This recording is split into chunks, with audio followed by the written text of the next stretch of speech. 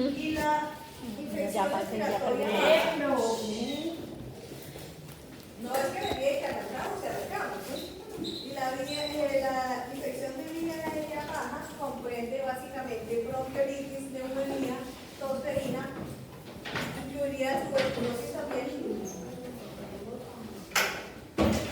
El famoso yo no de lo la hice. enfermedad. ¿Por qué Pero, se enferman ¿y cuál los era el niños y pato? por qué no? No Entonces, había pato. este ya lo vimos que fue lo último que vimos en la otra clase. La Yo diferencia encontré entre todo, el pero el patogeno resfriado no lo y la encontré por gripe. ningún lado.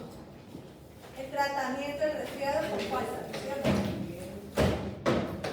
Entonces lo que esperamos en esta tercera unidad es que ustedes empiecen a hacer el planteamiento y la sustentación del manejo terapéutico.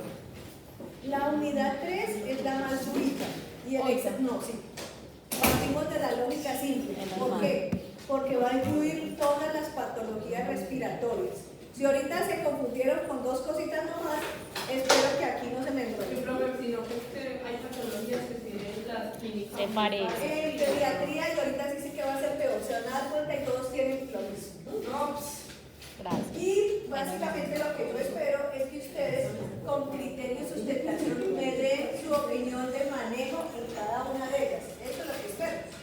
Entonces, este es el que hicieron ustedes. Pues esta era la actividad.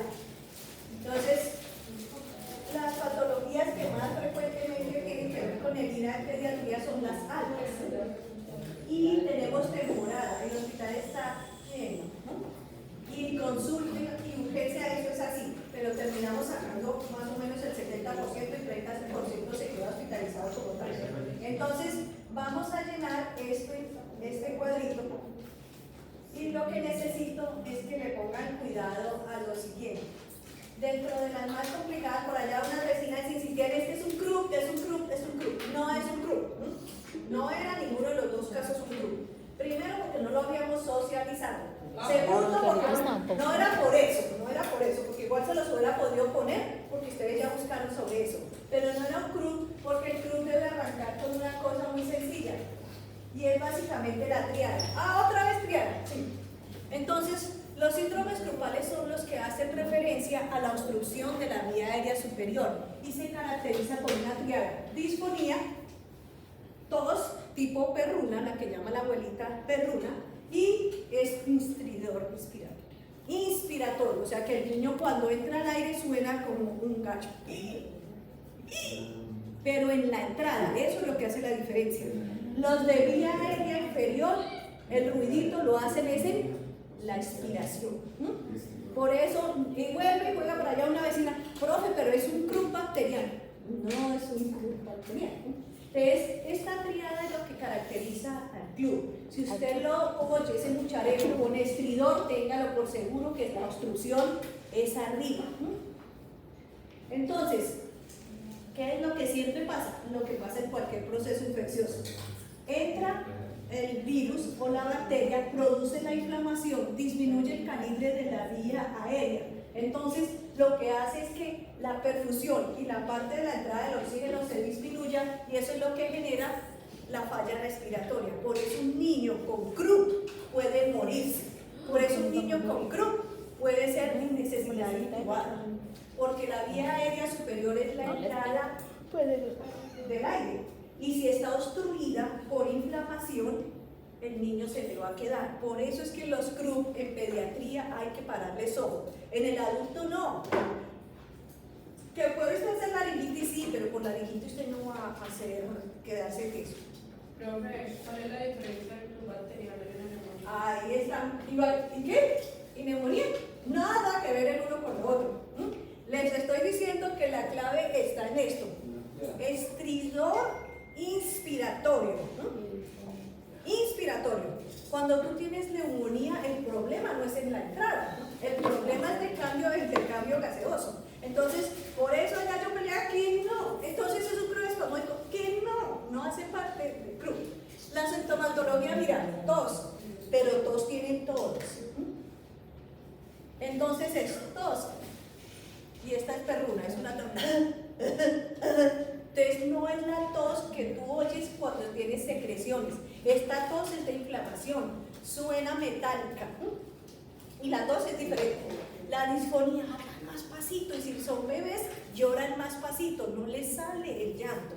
Entonces, ese dibujito de esa triada, por favor, no se les olvide. Se llaman síndromes grupales a esos cuatro, perdón. Y tienen la característica. Tos, perdón, disfonía y el estridor. Entonces, este cuadro les resume todo. Entonces, tenemos 4 CRUD. CRUD bacteriano o epiglotitis. CRUD viral o laringotraqueobronquitis. CRUD membranoso o traqueitis bacteriana. Y Espasmódico. CRUD espasmódico.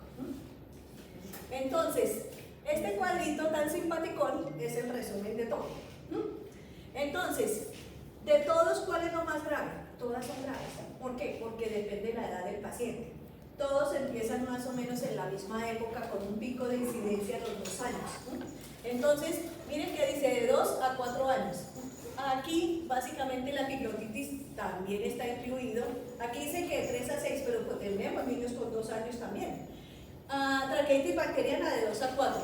Y el CRUD espasmódico, más o menos, tiene que ver con la edad del paciente y la presentación de los síntomas, o sea, después de los 2 años. Entonces, no es que sea exclusivamente en esta edad, no, son niños pequeños, son lactantes.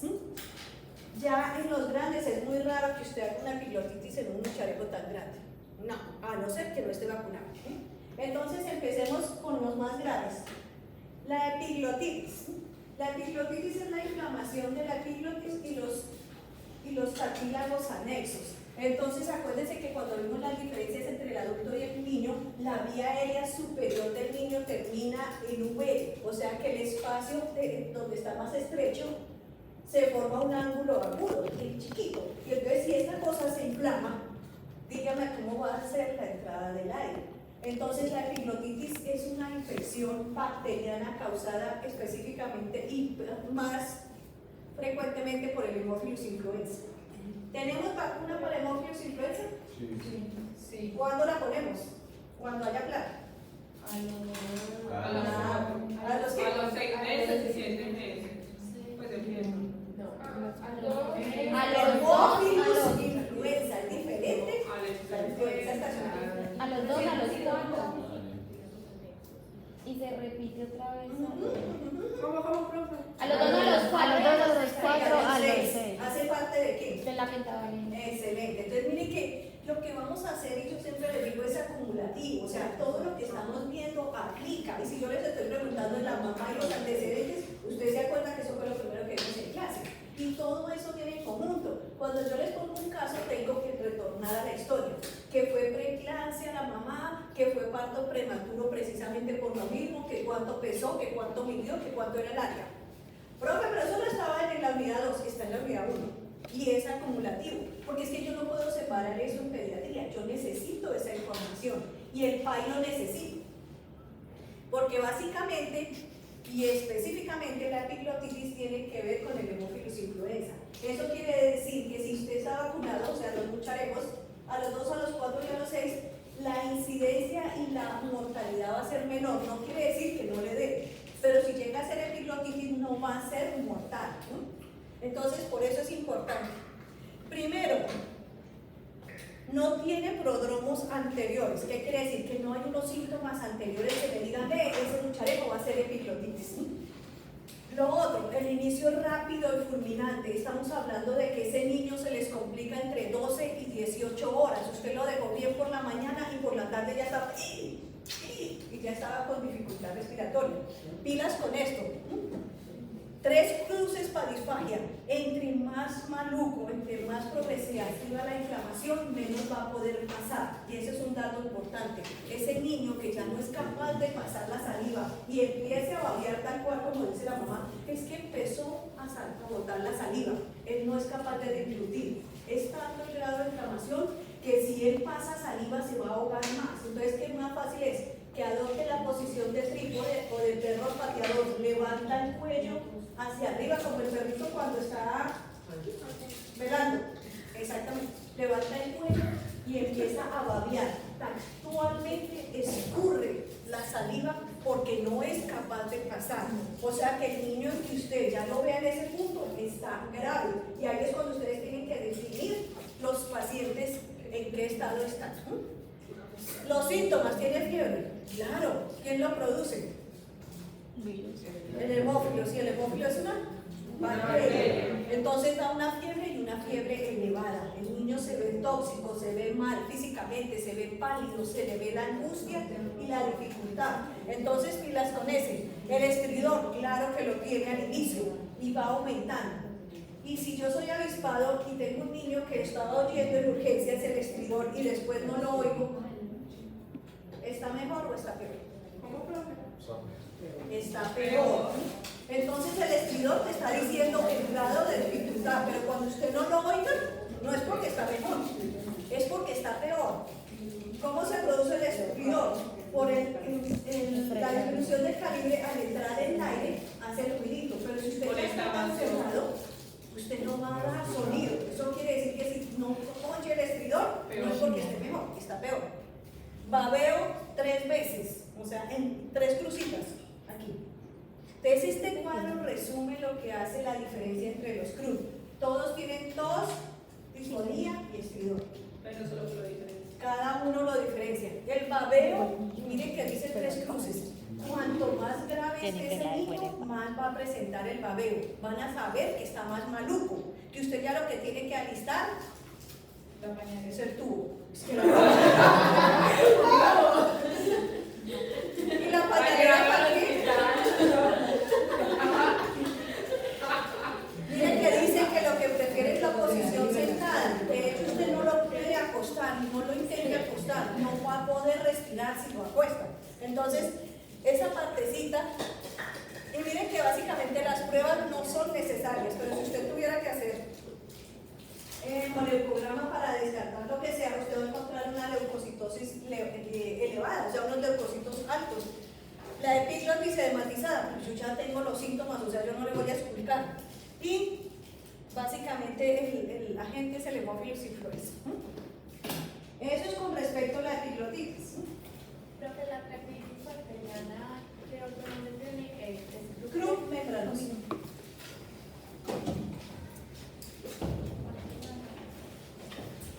Entonces, dentro de los graves, seguiríamos con eso, con la traqueitis bacteriana o croup membranoso. Es producido por este amigo, Staphylococcus aureus. Es una bacteria bastante agresiva. ¿Tenemos vacuna para Staphylococcus aureus? No, peor por ahí. Entonces, a diferencia, sí puede empezar y ser antecedido por un episodio gripal, pero la evolución es lenta, progresiva. O sea, usted lo ve maluco, más maluquito, despacito y otra vez más despacito.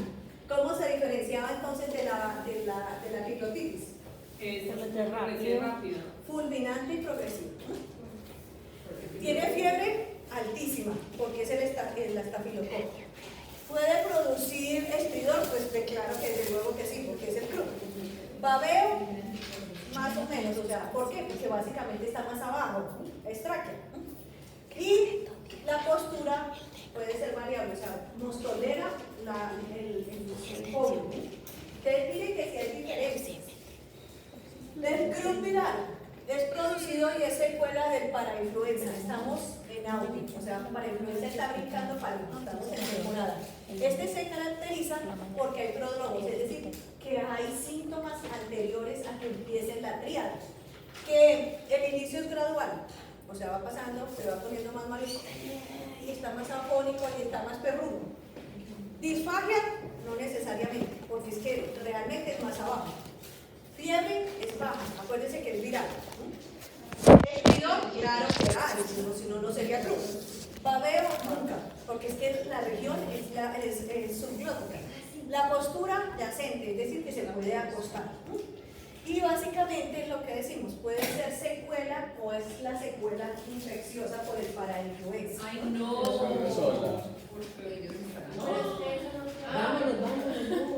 Ah, es que aquí se asustan. Profesor, aquí hay. Pero sí es y entonces. Sí, eso me dijo, Se abrió la puerta. la otra profe me dijo, yo por eso estoy en cambio, yo no la voy a cambiar, que se vaya él. Grupo espasmódico. Grupo tiene las triadas, tos, disfonía y estridón. Pero el grupo espasmódico tiene un antecedente importante y es la atopía, es decir, la sensibilidad extrema ante lo que nosotros todos respiramos, que es que se pone maluco. Entonces, el asma hay hiperreactividad bronquial, pero hay unos niños que tienen sensibilidad y no responden con sibilancia, sino con estridón. O sea, es el típico niño que ese CRUB lo puede presentar en varias ocasiones. Tercer episodio, y llega, pero señora, usted no me la trajo la semana pasada. ¿A qué es alérgico? Todavía no sabemos. Yo creo que fue porque nos fuimos al Peñón y ahí estaba el embalse, estaba muy bajito y estaba haciendo como frío por allá.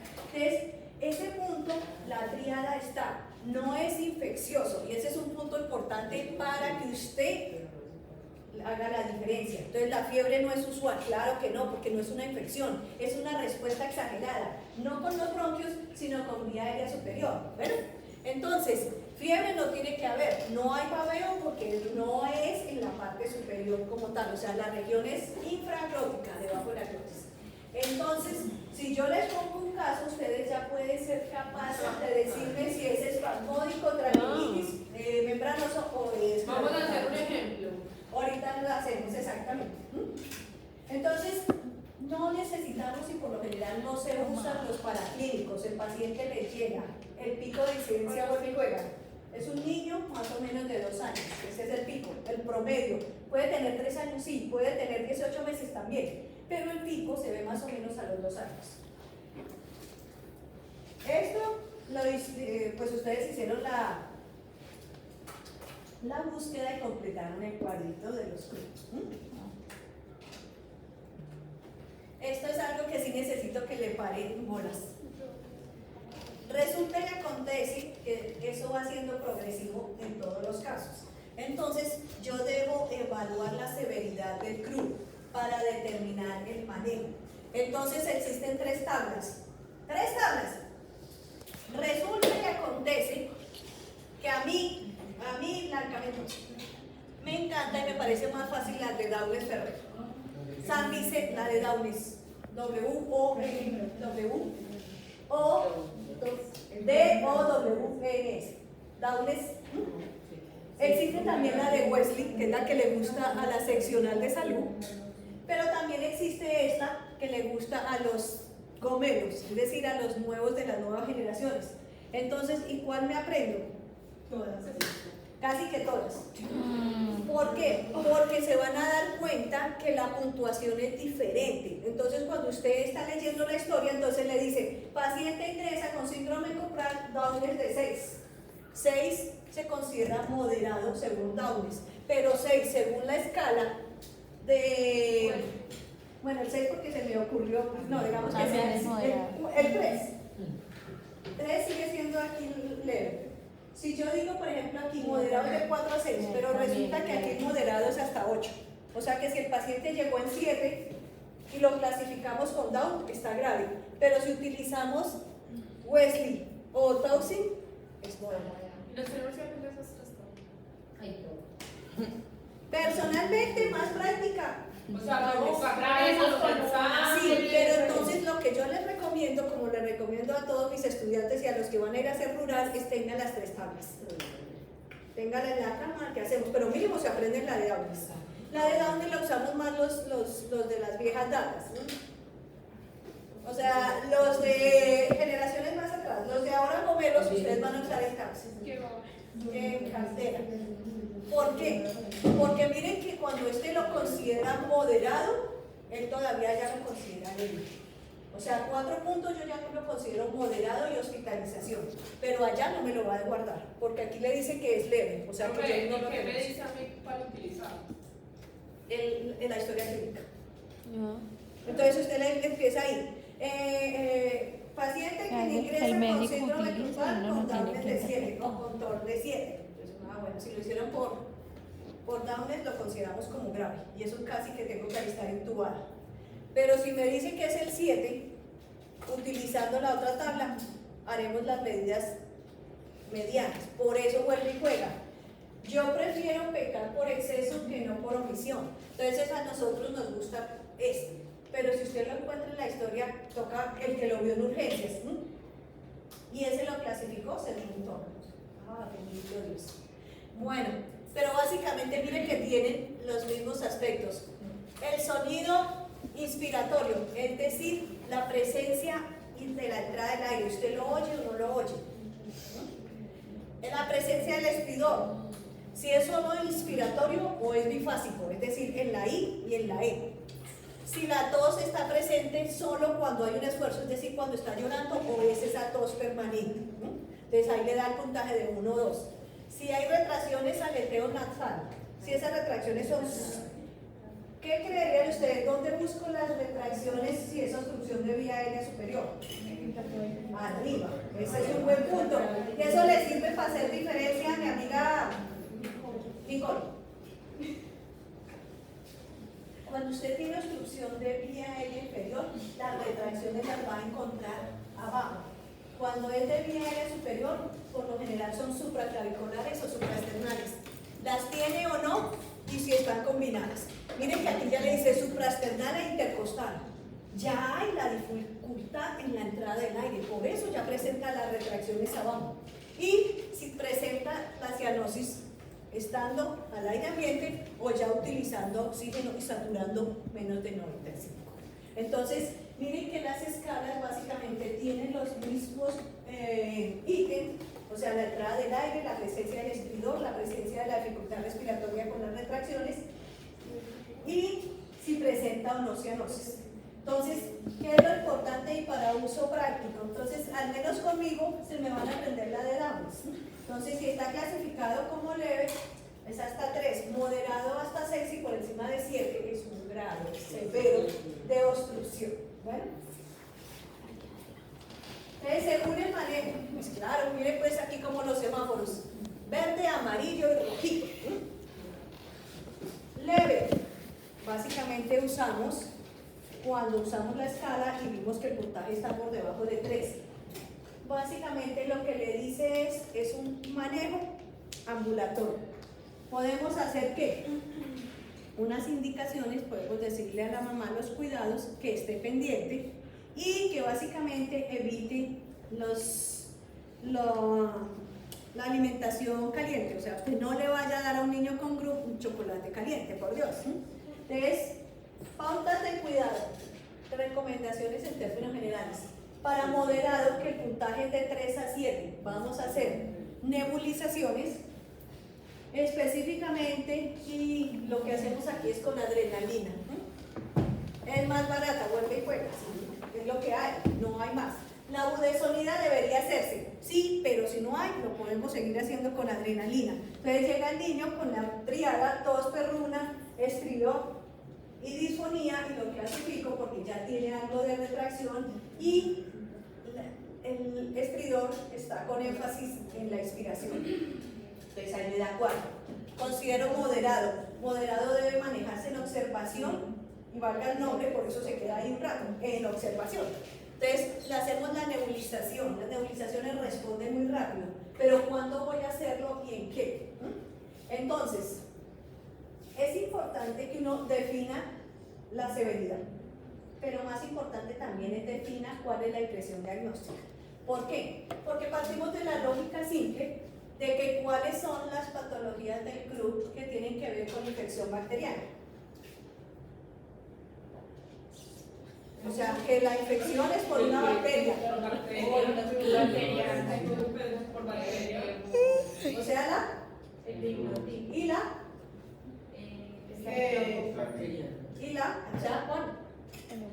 hemofilus. Esa es la piglotitis, y la otra es la traqueitis bacteriana. La traqueitis bacteriana y la piglotitis no se manejan con adrenalina. ¿Por qué? Porque si se dieron cuenta en la presentación es progresiva y lleva a obstrucción total, porque es bacteriana. O sea que el tratamiento, ¿cuál sería en epiglotitis y traqueitis?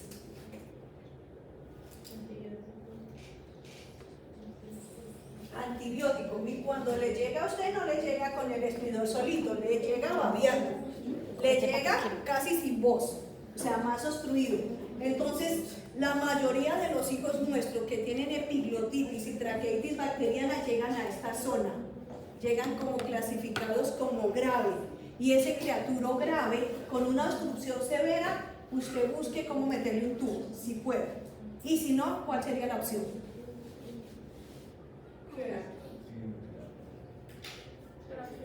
Claro, traqueostomía. Si la obstrucción es tan grave, usted ya no le entra el tubo. Acuérdense que estamos hablando de vía aérea superior, región supraglótica. Si no puede intubarlo, tiene que hacer traqueostomía. Entonces, los dos hijos nuestros, o sea, los de epiglotitis y la traqueitis bacteriana, necesitan hospitalización, antibiótico y lo más seguro es que intubar. ¿Ven? Los hijos del croup espasmódico y los de croup viral sí responden a la nebulización porque el proceso es inflamatorio. El uno como respuesta de hipersensibilidad y el otro por la infección viral. Entonces, ¿vamos entendiendo? Lo bacteriano como tal amerita antibiótico, hospitalización y te llegan casi en falla respiratoria porque esa vaina va avanzando. Eso es progresivo. Pero los otros dos pueden estar de leve a moderado. Entonces los podemos manejar en observación o los dejamos hospitalizados en segundo nivel. Pero el croup, o sea, el croup bacteriano, es decir, la epiglotitis y la traqueitis bacteriana, necesitan tercer nivel. O sea, búsquele cama en uso. Hasta aquí, ¿cómo vamos?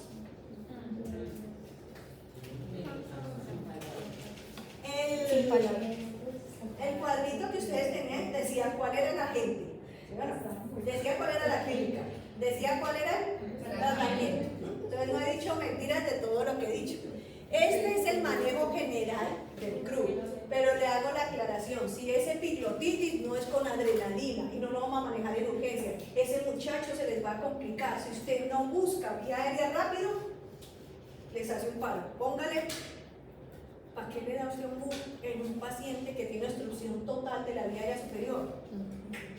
Tenemos que hacer traqueostomía. ¿Qué? No, la traqueostomía en pediatría la hace el cirujano, ni siquiera la hace el pediatra. Entonces no te das eso es fácil, eso no es fácil. Si no tiene. Es que ahí va el truco. Mire que dice progresiva, o sea que usted el tiro es que usted se dé cuenta temprano. Si usted está haciendo el rural, que a ustedes les va a tocar todos el rural con la ayuda de Dios.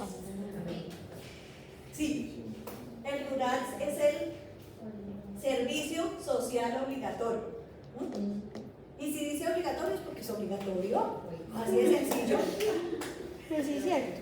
Sí, ustedes, y lo más chévere, les van a pagar por eso. Y lo más chévere, Pero yo decía, un primer nivel llega ya un paciente. por eso, usted remítalo.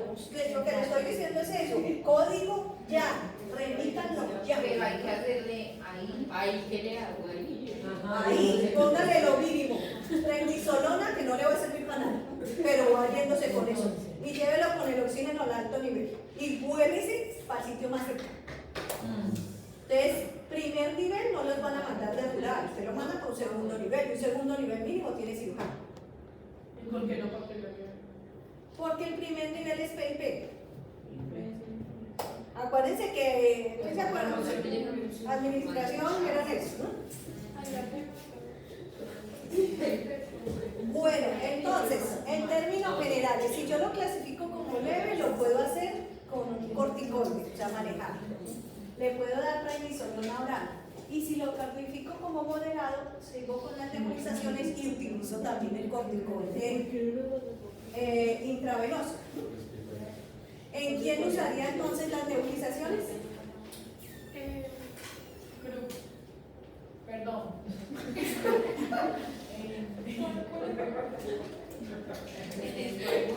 El espasmódico y en viral. Excelente. Listo. Vía aérea superior incluye oídos, senos paranasales, faringe. Vámonos con otitis. Ese también estaba dentro del cuadrito. Entonces, la vía aérea, sacamos la lista y era resfriado común, síndrome grupales, otitis, sinusitis y faringitis. ¿Qué es la otitis media? Es la inflamación del oído medio. ¿Qué ¿Qué incluye eso? Es un proceso infeccioso. Y si dice que es infeccioso, mínimo tiene que ser manejado con antibióticos. Entonces, por lo general la clínica se relaciona con la edad del paciente. Si usted tiene un bebé, si usted tiene un lactante, los síntomas no son los mismos. El lactante con otitis se caracteriza por fiebre e irritabilidad, inapetencia. Pero eso tienen todos. Ahí el dilema. La otitis le puede dar desde que nace. Y entonces, ¿cómo diablos sé yo que tiene otitis? Pues empezamos casi todo por descarte. Las otitis siempre son precedidas de un proceso de resfriado. O sea, el niño lo ve usted inicialmente como mocoso. Está con la rinorrea, está como quejumbroso, está como chinchoso, empieza a dejar de comer. Pero lo que usted tiene que tener en la cabeza es que si es un lactante no le va a decir dónde le duele. Entonces le toca a usted empezar a hacer avispado y empezar a hacer un examen en orden. ¿Y en orden es en qué? Los sitios de infección en pediatría vienen de arriba para abajo. ¿Con qué empezamos? Con el oído. O sea, si usted tiene un niño con fiebre y es un lactante, está dejando de comer y está con mocos, revísele el oído y mínimo es eso. Entonces, empieza con oído, después sigue aquí, faringe, después sigue pulmones, después sigue el intestino y termina con infección urinaria. Esos son los 5 puntos. Si el niño tiene fiebre, esos son los sitios donde yo debo buscar en primera instancia. Oído, faringe, pulmones, intestino e infección urinaria. ¿Listo? Entonces, si dice que empieza con oído, pues revise el oído. Entonces, se necesita la confirmación por medio de la otoscopia. Entonces, la otoscopia es coger el otoscopio, valga la redundancia, y mirar cómo está la membrana timpánica. Cuando hay inflamación, o sea, cuando hay otitis, se ve colorada y puede haber secreción y no se mueve. Entonces, hay una forma que básicamente lo que hacen es con el otoscopio ponerle como un baloncito y hacen como insuflación. Y lo que miran es que se mueva la membrana. ¿Los otorrinos son los duros? Claro, porque ellos son los que miran oídos todo el rato.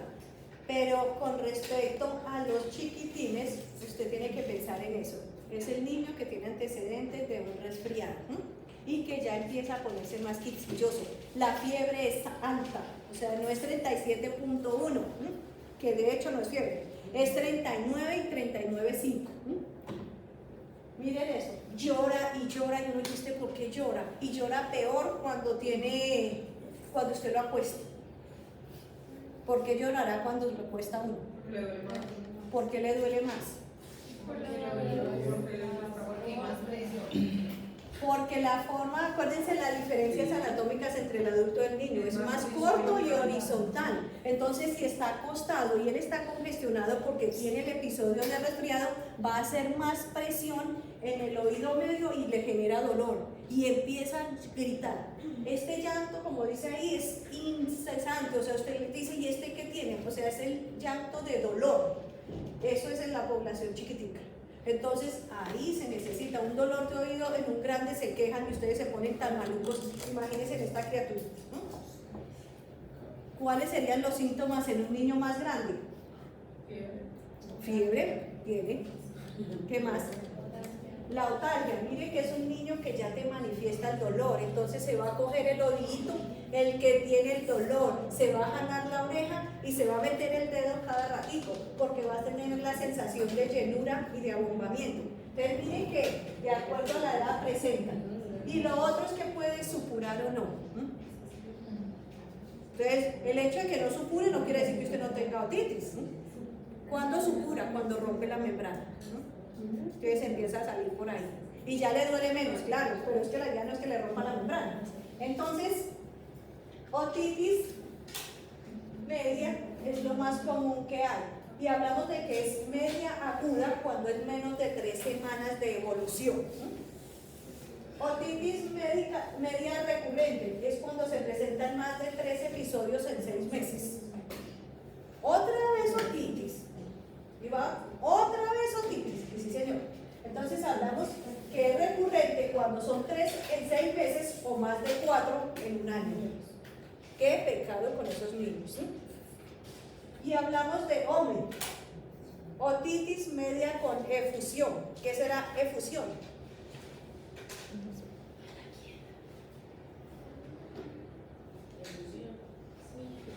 Salida. Exacto. Entonces, la otitis media con efusión es la salida del líquido. Este puede ser seroso, mucoide o purulento. Importante eso, la mamá pilas con eso. ¿Cuántos episodios lleva? ¿Por qué? Porque cada episodio de otitis puede generar hipoacusia y unos episodios a repetición pueden llevar a pérdida alta o definitiva de la audición. Entonces no tiene perdón de Dios que dejemos que un niño nos quede sordo por mal manejo de las otitis. ¿Vale? Y cuando hablamos de OMC, otitis media crónica, cuando usted le dura más de 12 semanas, ¿cómo así sigue con dolor? Todavía sigue supurando, todavía está con fiebre. Ahí hablamos de otitis media crónica. ¿Vale? Y esta se puede clasificar en dos. En activa, cuando sigue supurando, o sea, sigue saliendo por más de 12 semanas. ¿Cuántos son 12 semanas? 3 meses. Y puede seguir con esta misma, pero sin perforación. Pero la persistencia de los síntomas está por más de 3 meses. Entonces ahí hablamos de crónica. Aguda cuando es menos de 3 semanas, crónica cuando dura más de 3 meses. Bueno, tratamiento. Lo inicial con antibiótico. El antibiótico de elección, la amoxicilina, por 7 a 10 días, pero tiene que ser con juicio, ¿no? Hasta que acabe. Ay, pero no, pero eso tan maluco. No, eso ya el tercer día está mejor. Y doña mamá no dejan terminar los antibióticos. Y eso es lo que hacen las recaídas también. Debemos evitar la progresión de las otitis. Y si yo ya llevo con una otitis media recurrente, pues ya tengo que pensar en una cirugía que se llaman los tubos de ventilación. Esta es una foto ampliada. Si ven este circulito, es un tubo chiquitín que se le pone al chiquitín para permitir la aireación, ¿no? Y así evita que cada rato usted tenga otitis. Esto es una cirugía ambulatoria, eso es rapidísimo, se hace bajo anestesia porque es un bebé, es un niño, y abren un hueco en la membrana y ponen el tubito, eso es chiquitico, no es que se vea allá y el tubo no sale, es una cosa de nada. Pero lo que ayuda a ese arito es a permeabilizar y que el aire entre para mantener el oído seco. Entonces los chicos mejoran algo. Eso ustedes también me hablaron de otitis media. Sinusitis. Es la inflamación de los senos paranasales. Acuérdense, ahí está el dibujito que también se lo mostré al comienzo. Diferencias anatómicas entre el adulto y el niño. Y entre esos es básicamente la permeabilización de esas zonas, de esas celdillas, que básicamente son los senos paranasales. Entonces, la clínica básicamente es la que ustedes conocen y tiene que ver mucho con la edad. No es normal que la sinusitis de en niños menores de 6 años, por lo que dijimos que ¿qué? Eso, es signo de fibrosis quística, porque no están permeabilizados y neumatizados los senos paranasales. O sea que si usted no está permeable los senos, no tiene por qué darle sinusitis. Entonces, por lo general, mire aquí lo que dice cuando se van terminando de permeabilizar. Entonces, la clínica es muy fácil con respecto a la sinusitis. ¿Por qué? Porque tiene que ver con fiebre. Ah, pero fiebre le da a todos. ¿Qué más hay? Cefalea, dolor detrás de los ojos. Es que me duele como atrás. El dolor cuando usted se agacha, ¿no? La sensación que no deja ni que le toque, mejor dicho, para bañarse la cara ni se la baña, porque le genera dolor. Congestión nasal. Y la clave está: rinorrea purulenta por más de 7 días, tiene que pensar usted en sinusitis. ¿Vale? Rinorrea si usted puede tener, mocos, pero de 7 días. O sea, usted sí puede tener, pero la rinorrea y alina, o sea, de la gripa, pero si esa es purulenta y le dura más de 7 días, usted ya tiene que pensar de que es una sinusitis, sobre todo si esa criatura es un escolar, es decir, a partir de los 5 años en adelante, o sea, de 6 para arriba, ¿no? Hasta ustedes que están graduando también, ¿no? Dolor, ya dijimos que dolor en la zona facial, secreción y alteración en el olfato. Y adicionalmente halitosis.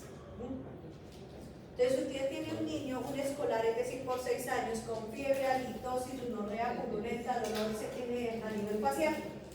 Ahí está casi que el diagnóstico de sinusitis. Entonces, miren que le dicen, si hay unos criterios mayores, lo que les acabo de decir, ¿cuáles son los menores? Fiebre, claro, porque es que fiebre le da a todo el mundo. Halitosis, puede ser una caries, un hueco en la muela. Otaria, porque mire que también es por la cercanía, o presión en los oídos. Entonces uno dice, ¿será esto una sinusitis o será una otitis? Entonces, existen estos criterios que te dicen que si tú tienes más de 2 mayores, estamos hablando que tira es a sinusitis, no a otitis. ¿Bueno? ¿Y el diagnóstico con qué lo confirmamos? Pues con unos rayos X de senos paranasales. Entonces, miren que las zonas neumatizadas, o sea, tienen que haber aire. Miren cómo tienen que verse, negro. ¿Cómo se ve aquí al lado izquierdo? Opaco. Ahí que está lleno de secreción. Entonces, eso es lo que hace básicamente la diferencia y nos da el diagnóstico. Entonces, en esos niños que tienen episodios a repetición, ya no tenemos que hacer esto, tenemos que hacer es un TAC para mirar hasta dónde. El problema de esto es ¿cuál? ¿Qué pasaría si esa sinusitis no la corregimos y es crónica? ¿A qué puede llegar la complicación de la sinusitis?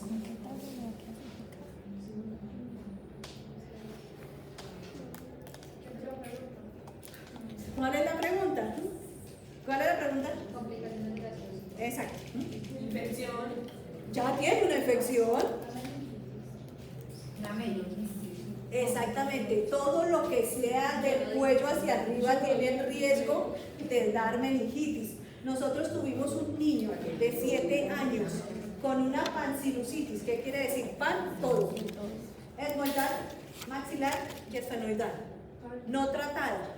O sea, el muchacho maluco, con la fiebre, con el malestar, con la rinorrea, de acetaminofén. Y la mamá lo tuvo así. Cuando llegó convulsionando. Le tomaron el TAC y dijo, ¿cómo es posible este muchacho? ¿Cómo está vivo? ¿Cómo está respirando? Y ya, esa parte por continuidad y ascenso va para arriba. Ustedes pilas con esto. ¿Cuál sería el tratamiento? Antibiótico de 10 a 14 días, pilas con eso. Usted deja avanzar una sinusitis y les queda un muchacho bobo. La meningitis sí se da. Sí se da. Y ese muchacho no sí se da. Faringitis. Mire que vamos aquí, como se dice, solo vía aérea superior. Psiquiátrica. Porque ella no nos explicó en bronquiolitis. Aquí no he dicho nada de lo que de pronto no supieran, ¿no? Sí. Mucho. ¿Ustedes qué es la faringitis? Es la inflamación de la región de faringe que tiene el paladar. Entonces, la mayoría de las faringitis son virales en los niños pequeños, es decir, en los menores de 3 años. Es viral, autolimitada. ¿Qué quiere decir? Que así como le dio, así se le quita. ¿Qué virus son los que se relacionan con la faringitis? Entonces la faringitis es de aquí para allá. Entonces está adenovirus, que es el que le da a todos, hace parte del IRA. El Coxsackie no es tan común, pero ahí lo nombramos. El virus de la gripe, es decir, la influenza tipo A o B. El herpes simple, el rinovirus, el Epstein-Barr.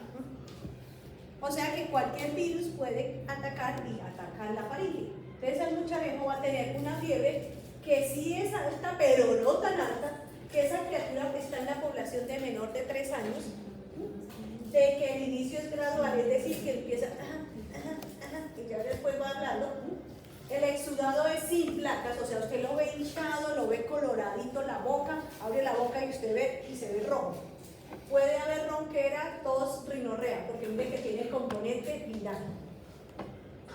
Puede haber adenomegalias, sí o no, pero no son grandotas, o sea, sí la siente porque todo componente infeccioso tiene que generar adenopatías.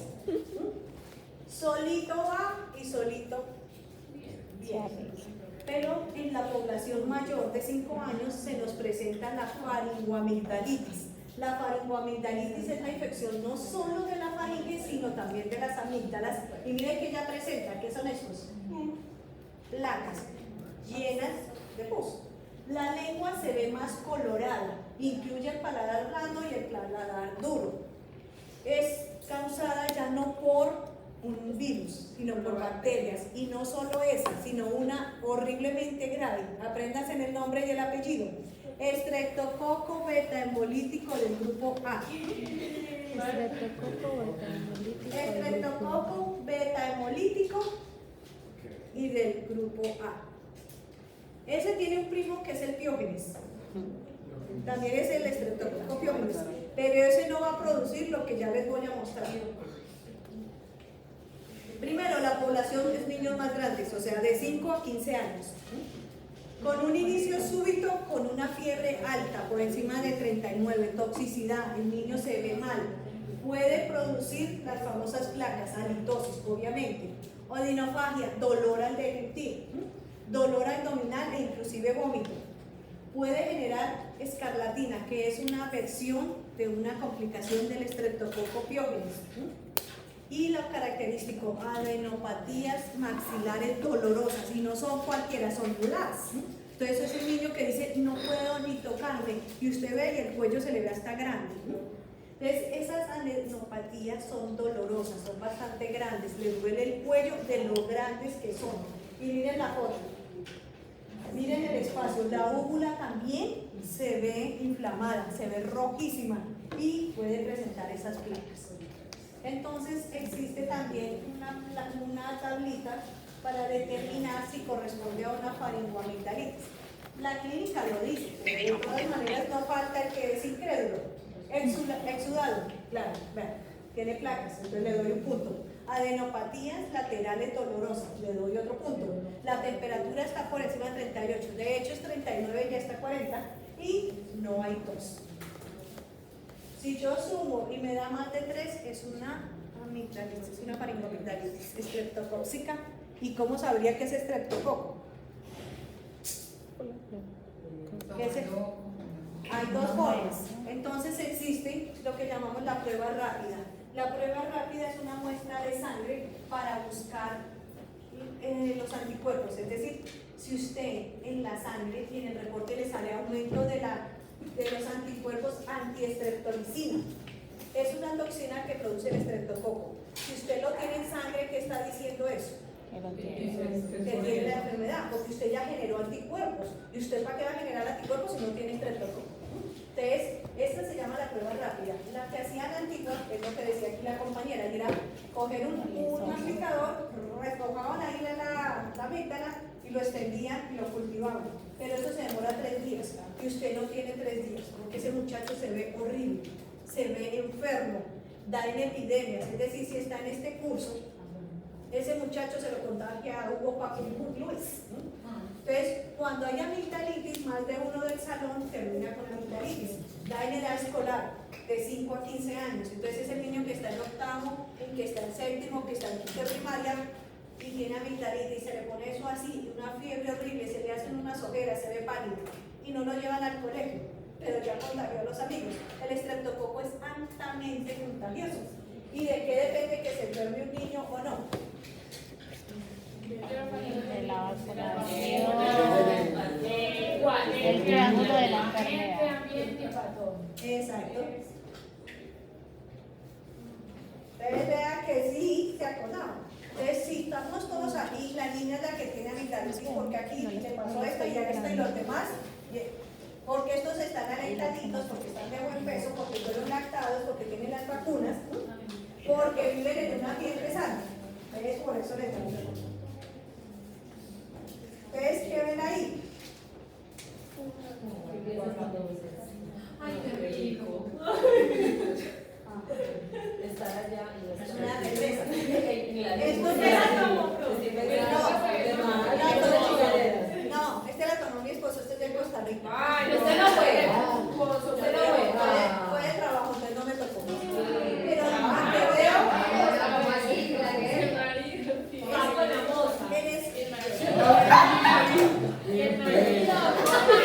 Pero véala pues. Como le meto chisme a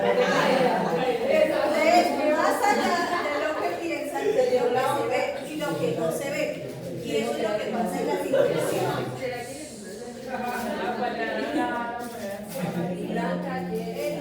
Eso es lo que no vemos. Entonces, tiene ustedes fiebre amigdalitis. ¿Qué le dio?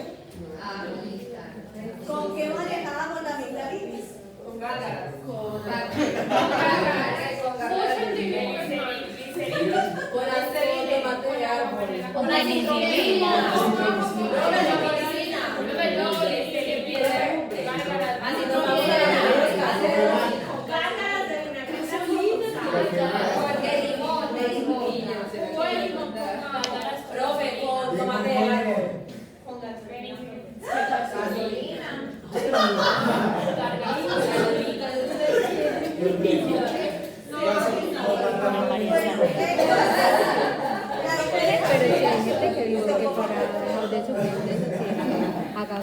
Con gasolina, sí. Pues yo no lo haría, pero yo sí lo he escuchado. A las amigdalitis hay que ponerlas corticas, es decir, hay que usar el tratamiento por el tiempo que es. El antibiótico de elección es la penicilina tipo benzetacina. Eso como duele. O sea, benzetacina. Que me arranque el barbero. Como duele, marica. Como duele. Que como tapa las agujas. Pero eso se pone con una 18. Hola.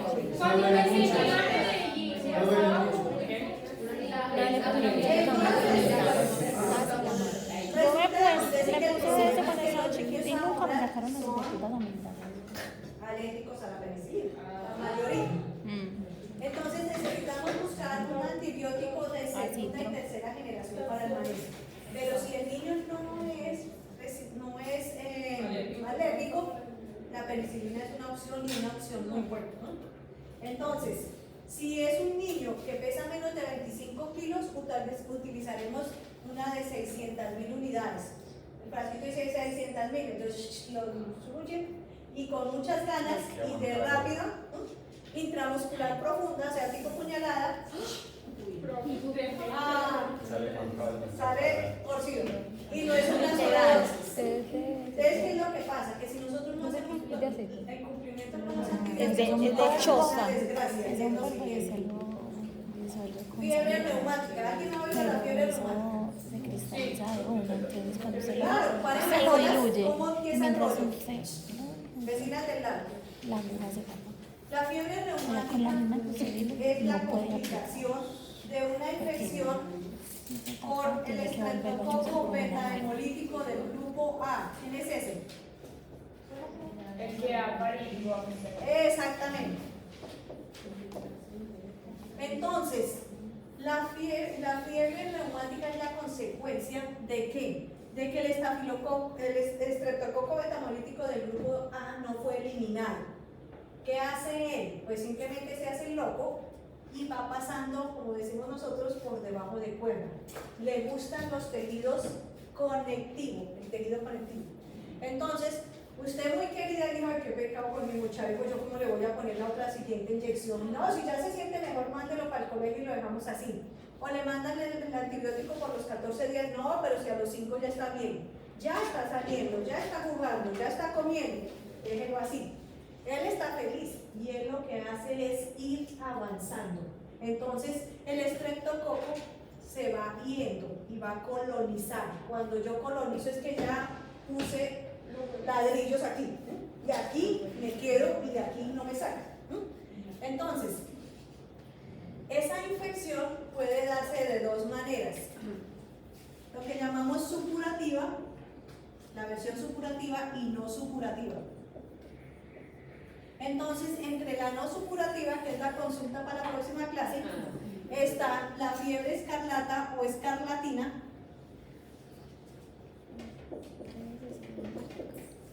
y la glomerulonefritis.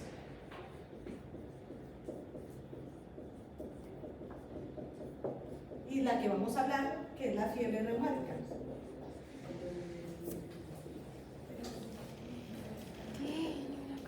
Es que el estreptococo es muy fregado. Y la supurativa, ¿cómo se presenta por esa infección de faringoamigdalitis? Con mastoiditis y con accesos periamigdaliana.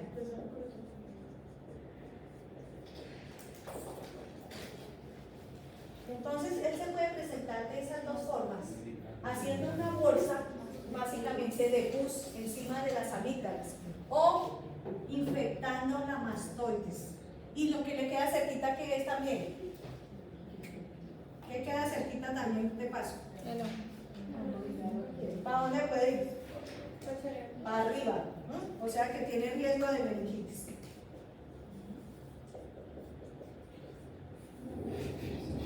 Este no es lo usual por amigdalitis, pero puede suceder. ¿Qué es lo más usual? Es esto, que se presente la faringoamigdalitis, es decir, la infección por estreptococo metanolítico del grupo A, como esto, como una forma no supurativa. Y entre esas está la escarlatina, que es la que me van a buscar, la glomerulonefritis, y les voy a hablar de la fiebre reumática. Entonces les estoy diciendo que es la consecuencia, o sea, que es lo primero que tiene que haber, una faringoamigdalitis, que no fue manejada adecuadamente. Y el niño simplemente usted lo vio mejor, pero puede hacer varias cosas. Entonces, para dar el diagnóstico de fiebre reumática, este hombre, que era un internista, sacó esto que es lo que llamamos los criterios de Jones. Se escribe Jones. Y los criterios de Jones me hablan de la presencia de fiebre reumática si presenta uno o más de estos criterios. ¿Cuáles son los criterios? Miren que el dibujo te hace referencia. Miren qué es esto. Los huesos. Entonces, la primera de las características para que yo diga que puede ser fiebre reumática se llama poliartritis migratoria. Miren que son dos huecos. Poliartritis, ¿qué significa poli? Y artritis, entonces la poliartritis migratoria se presenta como inflamación dolorosísima de todas las articulaciones y se llama migratoria porque empieza brincando de aquí para allá. Empieza, por decir algo, muñeca izquierda, tobillo derecho, hombro. Todas las articulaciones mayores empiezan, pero todas terminan siendo fregadas. Por eso el paciente lo invalida. Este niño va para la cama de los dolores tan hijuemíchicas que genera esa poliartritis. Entonces, le duele acá, le duele acá, le duele acá, le duele acá, por todos los lados le duele y empieza avanzando. Por eso se llama poliartritis migratoria. Si el niño presenta poliartritis migratoria, es un criterio mayor para pensar en fiebre reumática. ¿Qué otra cosa? En segundo lugar, ¿qué es esto? El corazón, pero un corazón como en llamas, ¿sí o no? Se llama carditis. La carditis es la presentación más severa y más frecuente con respecto a la fiebre reumática. ¿Qué es lo que pasa? Les dije que el estreptococo le encanta el tejido conectivo. ¿Para dónde agarra? Para las válvulas. Se las come textualmente. Madre mordido. Aquí.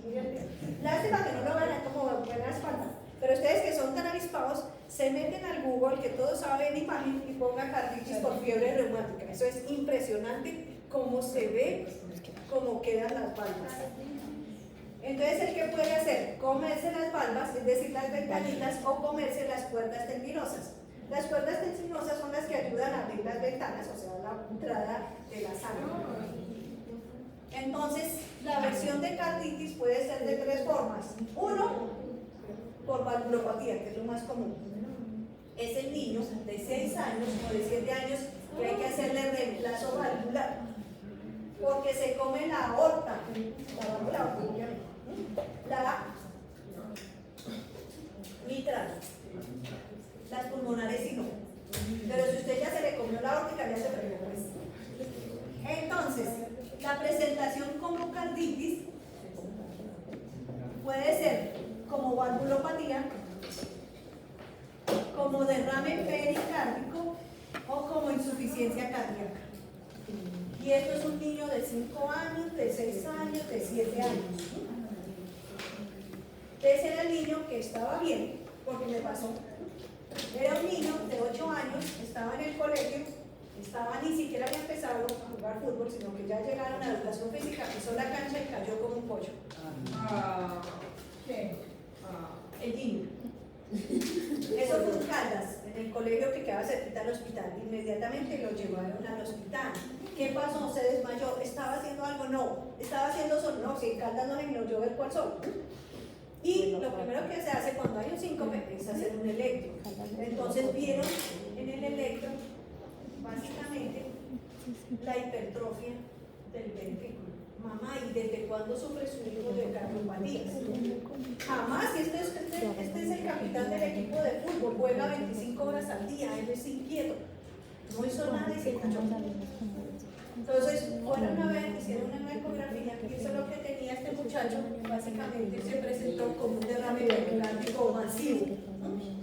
Ese muchacho cayó como un pollo porque el 80% estaba invadido, o sea, el derrame pericárdico es líquido en el espacio del pericardio, como la pleura. Entonces, ¿cómo iba a ser la contracción? Ese muchacho en menos de 4 horas estaba en la cardiovascular operada. O sea, usted lo cayó, ahí mismo le hicieron el electro, le hicieron la eco en Caldas y para decir que te tengo. Y a las 4 horas ya estaba en la UCI. Le hicieron una ventana pericárdica.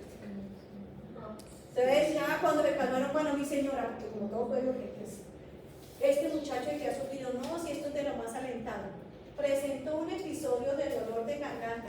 Ay, sí, hace como 2 semanas. ¿Y qué hicimos? No, eso le pusimos la primera inyección y quedó lo más de bien y ya lo mandé al colegio al otro día. Entonces, después de un episodio de faringomidalitis no tratada, el tiempo y el periodo está entre 10 a 14 días. Inclusive este fue más adelante, porque fue como a los 8 días de haber pasado el episodio de faringomidalitis, presentó el episodio. Y lo presentó como grave, derrame para pericardio. Lo puede presentar como otra hija mía, una niña de 8 años, lo mismo, dolor en el pecho, intolerancia al ejercicio, dificultad respiratoria, le tomaron una placa y ese corazón gigante. Mi señora, ¿y esta de qué enfermedad ha sufrido? No, ella estaba bien. ¿Cómo así? Miren este problema cardíaco tan grave que tiene. Le tomaron una eco y era una valvulopatía, la aorta estaba casi desbaratada. La programaron para reemplazo valvular como a los 8 días. Y a los 11 años tocó hacerle la mitral. Entonces tuvo cambio a los 11 años de la otra válvula. Entonces, hay que pararle bolas a esto. Esta es la presentación más grave de la fiebre reumática, porque eso imposibilita el mucharejo para el resto de la vida. Intolerancia al ejercicio que da el niño cuando ha tenido fiebre reumática y por carditis. Acuérdense que cualquiera de estos 5 es un criterio mayor para fiebre reumática. Entonces, por esos 2, ¿cuál creen que sea el tratamiento para poliartritis y para carditis?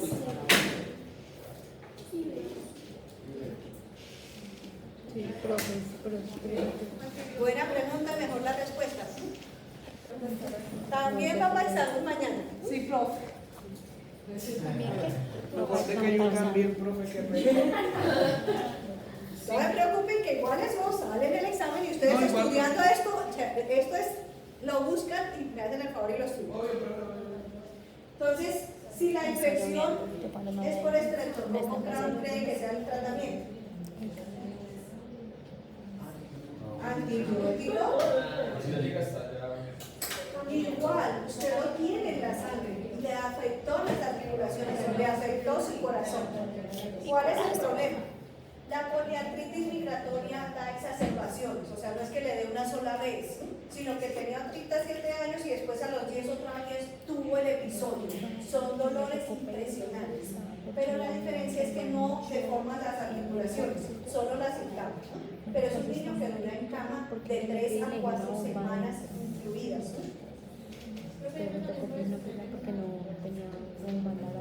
No, porque usted ya debió conocer el estreptococcus. O sea, las amigdalitis a esta altura de la vida no es lo común, pero sí en esa infancia de escolares hasta adolescencia. Por eso dice de 5 a 15.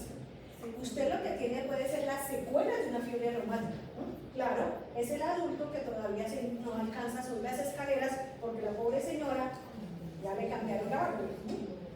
Entonces, Amigdalitis sí nos puede dar a nosotros, pero ya a esta altura de la vida nosotros ya hemos cogido como, se dice, como cancha y reserva.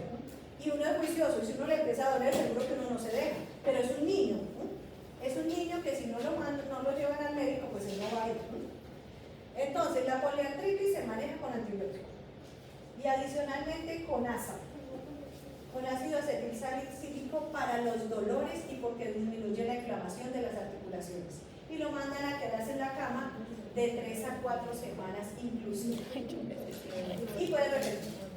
Si se trata de carditis, primero el manejo del evento con una ventana, con medicamentos, porque se puede presentar como una insuficiencia cardíaca, es decir, una disminución de la fracción de eyección, o como una valvulopatía. Si es valvulopatía, tampoco va a ser cirugía.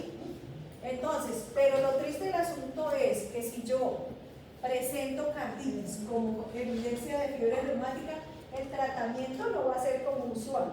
Va a ser penicilina cada 28 días por 5 años. Por 5 años. Y no se vuelve a rezar. Ahí tenemos que estar vigilando en esa parte. Pero acuérdense que ¿dónde está el estreptococo? Ya vive ahí. Es que colonizó. Lo que yo hago es mantenerlo a raya, pero yo ya no combato ni mato al estreptococo cuando ya colonizó. ¿Dónde colonizó? En este caso, el corazón. Entonces, la presentación es como carditis, el tiempo de antibióticos por años, 5 años, cada 28 días. Entonces, ustedes no vienen, que ya le toca, que ya tiene el trasero lleno de punteros. Y eso, sí, el daño, porque colonizado ya no es que lo mate, lo controla. La otra presentación son los nódulos subcutáneos. Son unas prominencias que se ubican casi siempre en las articulaciones. ¿Y dónde tiene la infección? Pues en la región subcutánea. Acuérdense que él le gusta, o sea, el estreptococo le gusta el tejido conectivo. Entonces se va a ubicar en el tejido subcutáneo. Se forman unas, pero son unas gigantes. Entonces yo siempre les digo, busquen en Google, que todos lo saben, y miren las imágenes de nódulos subcutáneos por fiebre reumática y verán cómo se ve eso de espantoso. Eso parece de película, ¿no? No son tan graves, de eso no se van a morir, pero eso se ve horrible. El otro es eritema marginal. El eritema son unas manchas generalizadas en todo el cuerpo, no pruriginosas, grandes, o sea que no dan rasguña, pero lo que te está diciendo es todo esto está lleno de estreptococo, ¿no? La piel la tiene y es por todos lados, o sea, imagínense aquí por delante y también por detrás, ¿sí? ¿Dónde está el estreptococo? ¿Ya lo vieron? ¿Cómo se ven los nódulos? Se ve espantoso. Y la tercera y la quinta presentación, miren que lo ven aquí. ¿Sí? ¿Qué le ven ahí esa manito? ¿Cómo se ve? Como temblorosa. Esa es una versión como de un Parkinson en un niño. Es la presentación más tardía de la fiebre reumática, donde ha invadido. El estreptococo llegó hasta el sistema nervioso central y el niño empieza a hacer esto. No son convulsiones, son movimientos incontrolados, con cambios en la cara, o sea, el niño empieza a hacer muecas, cambios en la posición de las manos, tronca los pies, se puede caer.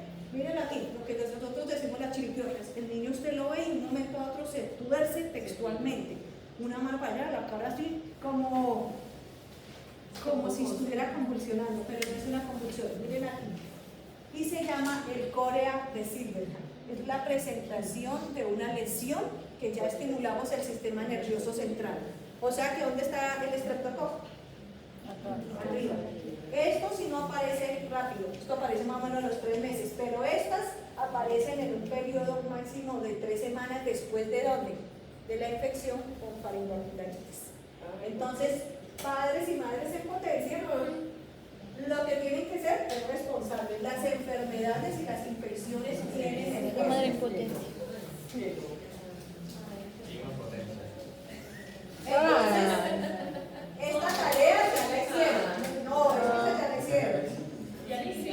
Claro.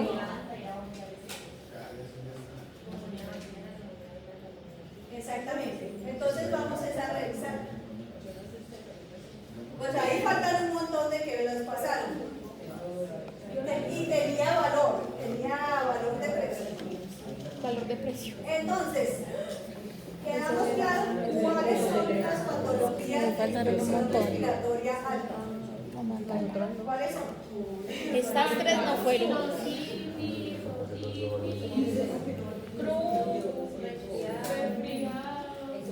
Y la fiebre reumática es una Mírale el sticker complicación de la de la faringoamigdalitis, no es de la es de la faringoamigdalitis, es ¿De qué? Streptococcus. De la esquina. Que es de tarea. Entonces vamos a revisar eso rápidamente para que terminemos el capítulo de la unidad 3. Ya. Falta la. Esa era la que era. Ana, solo falta un Faltan dos. Uno que es como a final de este mes, creo. No me acuerdo. Ah, yo anoche me estuve fijando Que en es la esas unidad fechas. 3. Y el último El último es el último en julio. Sí, o sea, el primero es en la fecha de los exámenes. Hemos hecho cuántos exámenes. 12.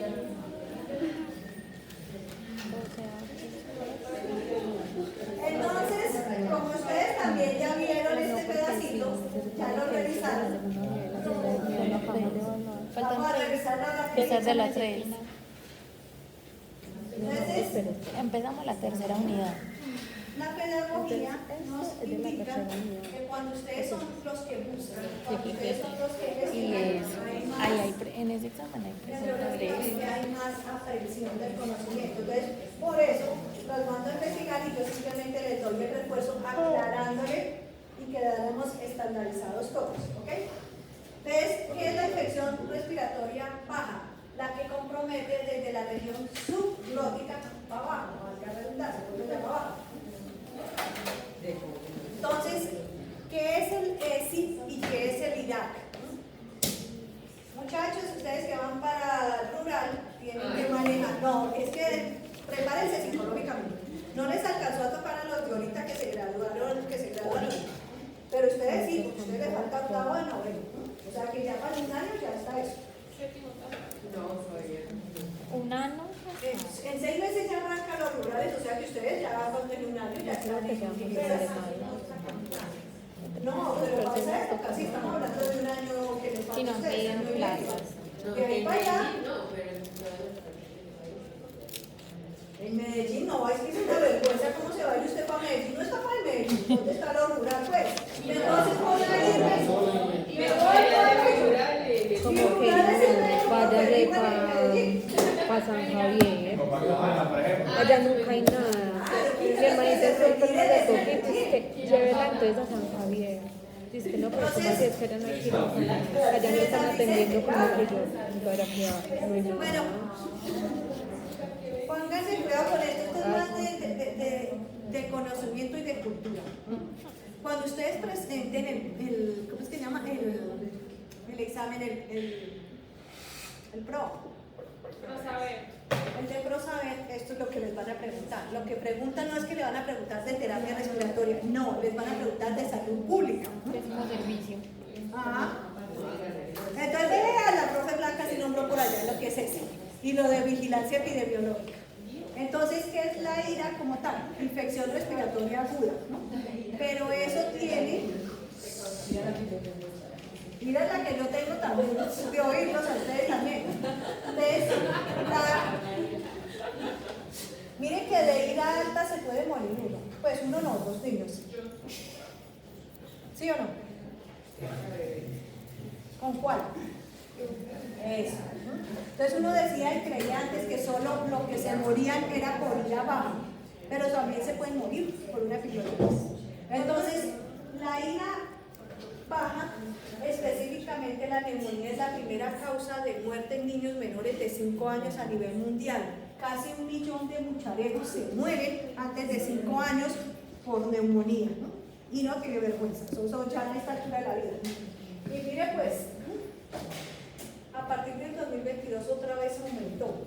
entre el 20 y el 22 y el 21 no había tanta mortalidad por neumonía. ¿Por qué creen?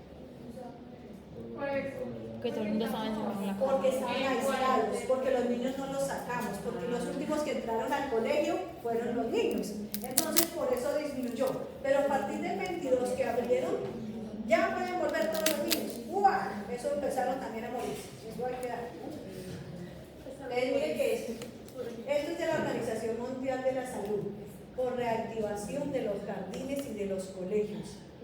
Es que como yo tenía el mío y el mío solo estábamos nosotros en la familia, usted no tenía problema, pero es que cuando yo lo llevé al colegio eran 40 muchareros, pues, cada salón de 35. Entonces, estas palabras son para que ustedes lo tengan muy presente. ¿Qué es Irak? Termina con G, no es con K, no es el que está peleando y está en guerra, es Irak, no Irak. Entonces, el Irak es la infección respiratoria aguda G de grave. De grave. ¿Y cuál es grave? El que amerita hospitalización, oxígeno y antibiótico. Cuando yo tengo que llevar a un niño al hospital, le tienen que poner oxígeno y le tienen que dar antibiótico, estoy hablando de un evento de Irak. ¿Vale? ¿Qué es un ESI? Enfermedad similar a la influenza. Vayan así como sabiendo, porque cuando les pregunten en las pruebas no digan, ve, y esa vaina que era. Movimiento de estudiantes integrales sociales. No, eso no es. Eso es eso. Entonces, miren lo que dice. Es cualquier persona, porque eso aplica para niños y adultos, en los cuales tenga fiebre mayor de 38 con síntomas respiratorios como la tos y que requiera manejo. Eso es una enfermedad similar a la influenza. ¿Cuándo es un caso sospechoso de IDAR? Cuando presenta estos síntomas y tiene una evolución no mayor de 10 días, o sea, es un proceso agudo. ¿Qué se debe hacer? Debemos tratar de aislar el germen. Por eso le dice, ojalá usted haga el diagnóstico molecular para que usted me diga si fue un virus, sincitial, adenovirus, metanemovirus o COVID. Esto se debe reportar. La vigilancia epidemiológica lo que nos pide es eso. Dígame cuántos casos están reportados. Porque es que una cosa es la consulta que llegan allá del triage. Llegan 80. Pero realmente, ¿cuáles son? Mirad, los que quedan hospitalizados. Entonces no son las 80 consultas. Entonces lo que se reporta es el IRAC, es decir, los que requieren por manejo de gravedad, hospitalización con oxígeno y antibióticos. Esos son los que reportamos. ¿Listo? Como cultura general tenemos que hacerlo, pues. Entonces esta tablita me la encontré y me pareció práctica para que ustedes se lo aprendan facilito, ¿no? Resulta que acontece que se hizo un estudio, y hay que decirlo, eso fue también en San Vicente, pero este es de España, pero más o menos salió lo mismo, más o menos lo mismo. Entonces lo que hicieron es ver, nosotros tenemos aislamiento de los bichos, y lo que hemos visto es que si el bebé es de menos de 3 semanas, es decir, un recién nacido, lo que va a tener para llevarlo a un INAR es bacterias, Streptococcus galacticus. Eso está en el ambiente y en las manos de quien recibe el niño y el que me lo atiende en la sala, en la incubadora, y la que no se lavó las manos, y la que lo cogió y el que no usó tapabocas. Entonces estos chirrinflines son los que se infectan, y estos son los que usualmente al hacer el aislamiento se presentan. Y le dice, ay, todo eso le puede pasar al chiquitín. Sí. Por eso sus hijos, y se los digo ahorita, nada de visita hasta que no complete 60 días de nacido el muchacho. No se lo lleve a la abuela, al primo, a la tía soltera que llevó el niño, que tiene el niño en el colegio, porque ese muchacho es el que va a hacer un milagro. Y se pueden morir. Ay, no.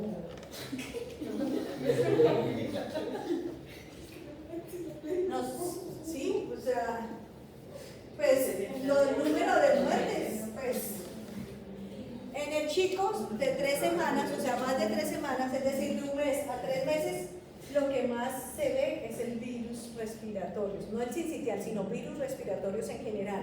pero un virus también te da una neumonía y esa neumonía puede matar a ese criatura si fue con el triángulo de la enfermedad prematuro, de bajo peso, con una cardiopatía. Ese es el que se va a morir por una infección por el adenovirus o por el rinovirus.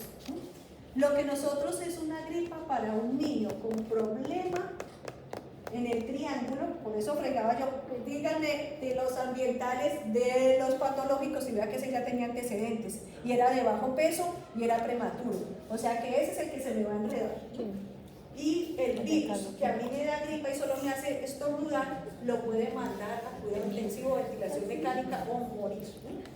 35 Los más grandes, de 4 meses hasta 1 año, mire que otra vez, los respiratorios, los virus. Y empieza a salir un amigo nuestro, el estreptococo neumonía. Tenemos vacuna para estreptococo neumonía.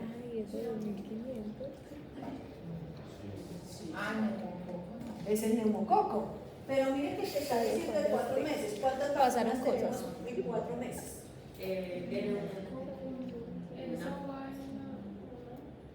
¿Sí? Si Sí. tiene 4 meses. Dos. Tiene la dosis y el refuerzo. Y el refuerzo es al año. ¿Ves? Si se aprendieron las vacunas. Y no las preguntaste. Pero ahí le decía que algo Pero no preguntó. del adulto mayor. Pero miren esto tan importante. Estos son los chicos que nosotros tenemos en el colegio, o sea, los escolares. Y lo que predomina es el micoplasma. El micoplasma es ¿qué? ¿Es una bacteria o es un virus? Una bacteria. Es una bacteria atípica. ¿Qué es atípica? Que es así, como de aquí o como de allá. Es una bacteria por componente, o sea, por etiología, pero se comporta como un virus. Entonces, el Mycoplasma pneumoniae es lo que tiene la mayoría de los niños cuando están en el colegio. Bueno, cifras para que no se aburren, pero miren esto. En el 2019, ¿cuántos niños murieron a nivel mundial? 740.180. Eso es un pulmonón de personitas que murieron antes de los 5 años por VIH. Eso no tiene vergüenza.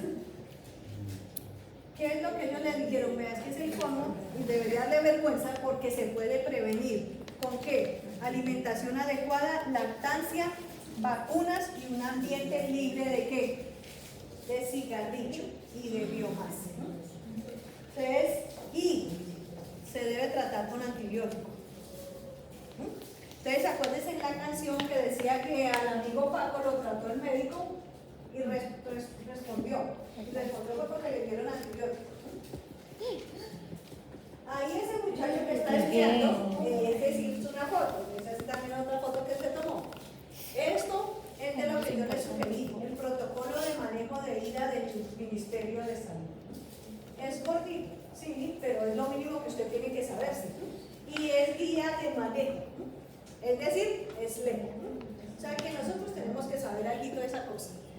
Esto se los traje, pero en palabras más o palabras menos le está diciendo, vean, en cuanto a los virus más frecuentes, tenemos influenza, tenemos el virus sincitial, tenemos el adenovirus que también causa problemas gastrointestinales, tenemos el rinovirus que es el más común de los virus, el bocavirus casi no se ve, pero se está viendo, y dentro de las bacterias el estreptococo. Entonces, le está diciendo, vea, esto ya se sabe, esto se conoce, y si se conoce es que usted al menos debe conocer, digo yo. Diferencia, este cuadrito me gustó, pero le falta un pedazo. Entonces, ¿qué es la neumonía? ¿Cómo se define neumonía? Es una infección Del parénquima pulmonar. ¿Por qué compromete el intercambio gaseoso? porque los alveolos están ocupados. Porque los alveolos están ocupados. Exactamente, porque los alveolos están ocupados por material que no es aire. Entonces, la neumonía puede ser causada por virus y bacterias. ¿Cuál es más grave el uno que el otro? No. Los dos pueden resultar igual de graves, pero depende, vuelve y juega del triángulo. Yo puedo, y ese criatura que tiene neumonía, porque ahorita nos pasó con un niño, neumonía por adenovirus. Pero por Dios, ¿cómo este hombre llegó tan maluco a la ventilación mecánica por neumonía y era adenovirus? ¿Por qué? Porque empieza uno a leer la historia y fue prematuro extremo, estuvo en ventilación mecánica, tiene antecedentes de displasia, hipertensión pulmonar, tuvo neumonía del prematuro y aparte de todo, pues obviamente si duró en ventilación mecánica casi 3 semanas, pues mi hijo no quedó más limpio que ninguno. Entonces, cuando ustedes se ven, uno dice, pero con un virus, ese virus casi mata a ese muchacho.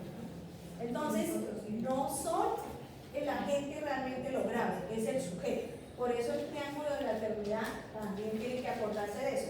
Y les decía que hay que hacer énfasis en el triángulo de evaluación pediátrica. Pero en el otro triángulo que tienen que hacer es en ese, porque se enferman unos y porque se agravan otros. Entonces, neumonía viral versus neumonía bacteriana. Entonces, lo primero, la clínica, o sea, acuérdense que siempre uno empieza preguntando y después examinando.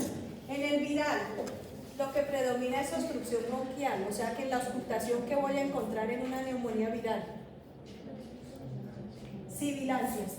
La bacteriana no hay obstrucción bronquial, sino lo que va a escuchar usted es crépitos. ¿Y dónde van a estar? ¿Dónde? Exactamente, y eso se llama localizados. ¿Dónde están las sibilancias en una neumonía viral? ¿Dónde las oye usted?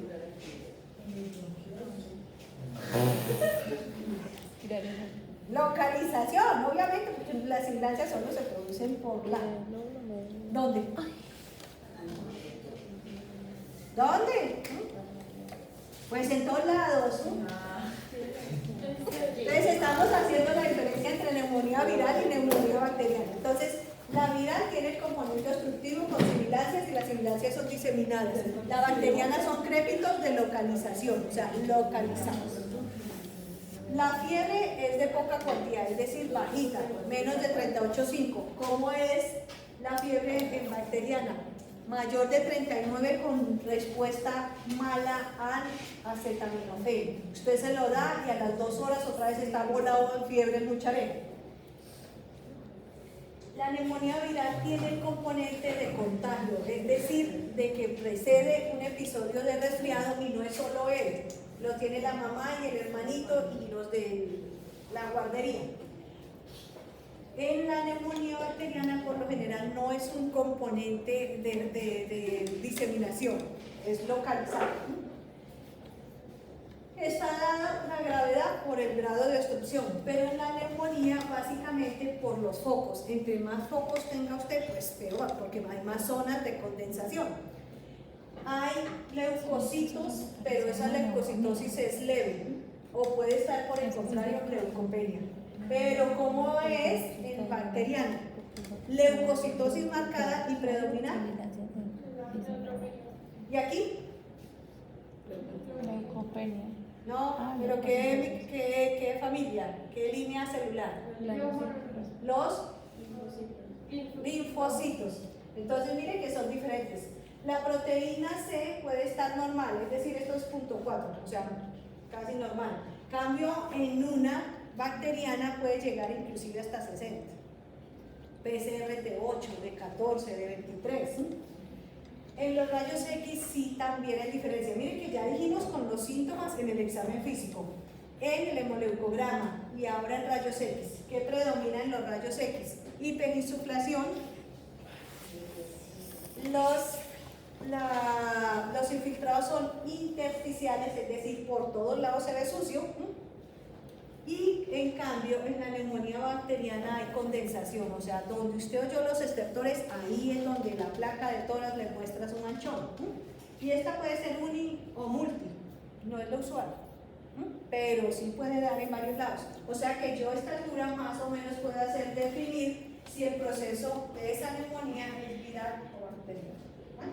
Por la clínica, por la presentación, por la respuesta al acetaminofén, por el hemoleucograma, por los rayos X. ¿Vale?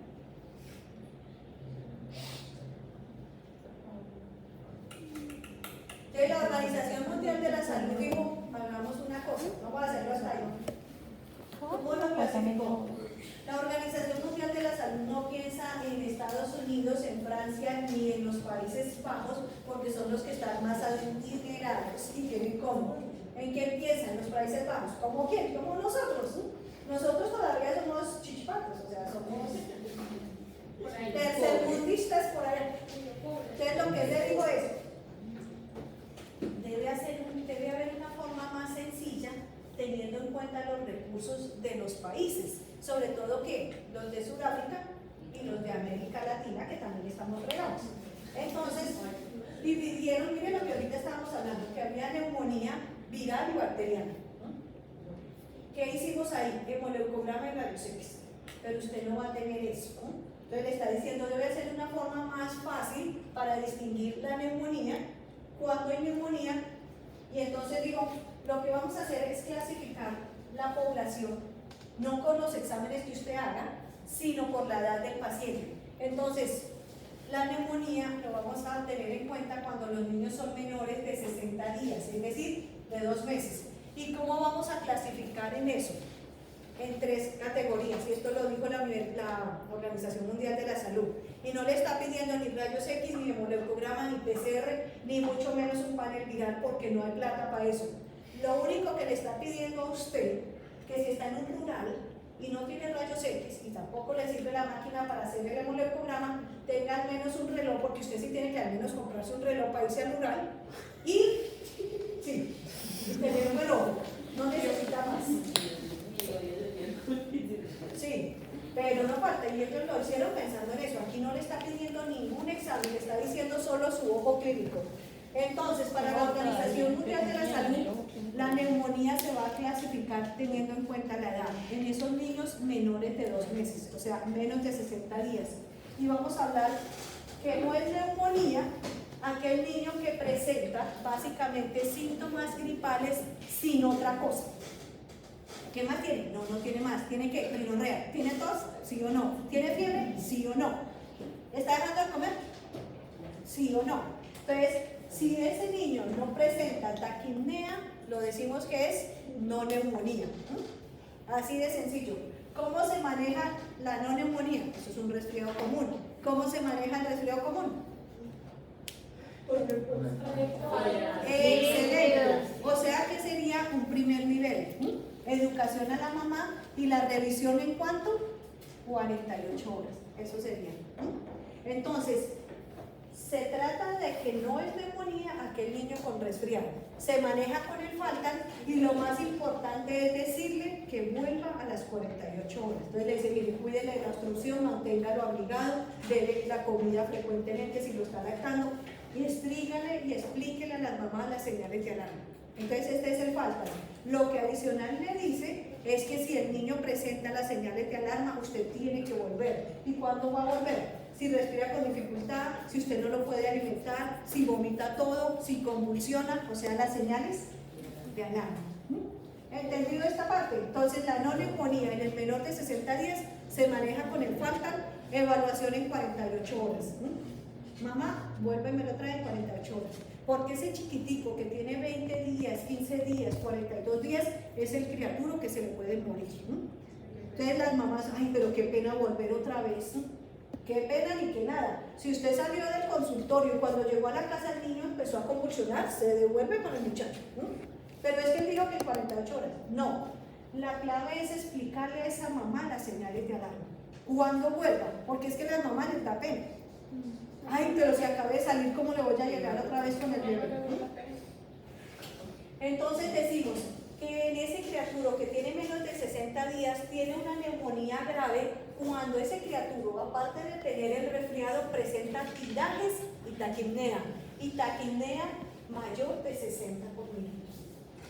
¿Qué necesité ahí? ¿Necesité algún examen? No. Necesito que le levantara la camisita y le contara la frecuencia respiratoria. Si yo tengo ese bebé de menos de 60 días que tiene retracciones y taquipnea, lo debo manejar con hospitalización mínimo segundo nivel y debo remitirlo. Si usted está en el pueblo, remítalo mínimo a un segundo nivel, llevándolo ¿qué? Al lugar donde haya un pediatra. ¿Con qué lo debe transportar? Con oxígeno y la primera dosis de antibiótico. ¿Claro? ¿Qué le dice? Segundo nivel de atención. Con solo tirajes y frecuencia respiratoria. ¿Y cuándo considero llevar a un niño a hospitalización de tercer nivel? Cuando presenta neumonía muy grave o enfermedad muy grave. ¿Qué es? Que tenga taquipnea, que tenga retracciones y adicional uno o más de los siguientes síntomas. Vuelve y juega. Convulsiones, difícil despertar, fiebre que no cede, sibilancias, quejido, aleteo y cabeceo. Si ese niño le presenta una o más de esos síntomas, necesita, no un segundo nivel, necesita un tercero. Esos son los que van derechito a la UCI, porque ese bebé que tiene menos de 60 días se le va a morir. Entonces miren lo sencillo que es, y eso es lo que tiene que saber un rural. Usted sea capaz de saber cuándo es una gripa y cuándo es una enfermedad muy grave. Y solo le está diciendo, vea lo que tiene que hacer. ¿Y qué fue lo último que dijo el UNICEF? Para salvar a esos criaturas el oxígeno. Porque acuérdense que el problema es de intercambio gaseoso. O sea, lo primero es, colóquele oxígeno. Si tiene una vez la primera dosis de antibiótico, ¿cuál del que tenga, póngale y mándelo rapidito? ¿Bueno? No, sí. Muchos niños se han quedado por eso. Esos indígenas se mueren allá porque esos traslados no los hacen. ¿Bueno? Y lo siguiente es, bueno, estos eran los niños de 60 días, menores de 2 meses. Y el otro grupo es entre 2 meses y 4 años. ¿Cuál es la población que más se muere? Menores de 5 años. Entonces, por eso te dice que el siguiente grupo son de 2 meses hasta 4 años. Porque ¿cuáles son los menores de 5? De 4 para abajo. Los que no han cumplido 5. Nadie. Lo ven ustedes difícil, pero es igualito que lo otro. Con la diferencia es que aquí lo dividen en 4 y acá en 3. ¿Cuándo es un no neumonía? O resfriado común. ¿Cómo sería? Pues el niño que presenta ¿qué? Rinorrea, malestar general, inapetencia, pero no presenta taquipnea. ¿Cómo se maneja una no neumonía? Con el falta, exactamente, con el falta. Y con vigilancia A las 40. Eso es. ¿Cuándo considero que es una neumonía? Cuando ese criatura, aparte del resfriado, presenta taquipnea. ¿Cuándo es taquipnea? Cuando el niño de 2 a 11 meses, la frecuencia respiratoria es por 50. Cuando tiene más de un año, ya hasta los 4, y la frecuencia está por encima del 40. Eso es taquipnea. Si el niño tiene gripa y como antecedente y taquipnea, debo clasificarlo como una neumonía. Se debe manejar en primer nivel con un antibiótico vía oral. ¿Cuál? Amoxicilina, con evaluación a las 48 horas. Pero si adicionalmente este muchacho me tiene gripa, me tiene taquipnea y me presenta tirajes, lo considero como una neumonía grave y amerita hospitalización segundo nivel, es decir, que manejo oxígeno antibiótico. Pero adicionalmente se tiene gripa, taquipnea, tirajes y uno o varios de los signos de alarma. Considero que es muy grave. Necesita tercer nivel, mínimo alto flujo, CPAP o ya tubo adentro. ¿Vale? ¿Entendido esto? Esto hay que saber, se lo enseño, así como se dice, ¿por qué? Porque es que eso es lo mínimo que usted tiene que saber para eso. Ah, pero es que yo vengo a trabajar en el Pablo. En el Pablo no van a hacer esto. El Pablo te pide panel viral, rayos X, PCR, pero todo eso no lo tenemos en Sudáfrica, y no lo tenemos en el Urabá, y no lo tenemos en la mano. Y la repa todos que vale 1 millón. Bueno, Así era en el hospital. entonces, vamos a dejar hasta ahí. Fila right. se la cubre. Pero ¿Cuánto mire vale? que 1.000.000. adelantamos. Sí, hágaselo tranquilo. Que yo lo pago. Sí. Entonces nuestra amistad, nuestra espera, amiga, todos los que usted señorita, no era Sara, la monitora. Sara la monitora. Entonces, doña Sara la monitora, la idea es que van a consultar los no supurativos, es decir, la escarlatina y la Glomerula. glomerulonefritis. Las no supurativas, esas son las no supurativas. Y ¿Cómo se llama? déjenme ver qué más nos queda. ¿Qué más hacemos? Nos faltó este. Bueno. Me faltan como 1000 diapositivas, sí, Dios. Para la Faltan como próxima 10 diapositivas. leyendo, 15 diapositivas. Como tienes. ¿cuáles dijimos que eran las infecciones respiratorias más? Neumonía, tuberculosis, bronquitis, bronquiolitis. tuberculosis, Entonces vamos, ¿y qué? bronquiolitis. No he hecho nada. Bronquiolitis. Bueno, entonces, bronquiolitis, ya también lo vieron en el cuadrito. Derrame paraneumónico es la complicación de la neumonía. Vamos entonces a revisar para la próxima la tosferina, que también estaba en el cuadro. ¿Qué más estaba en el cuadro?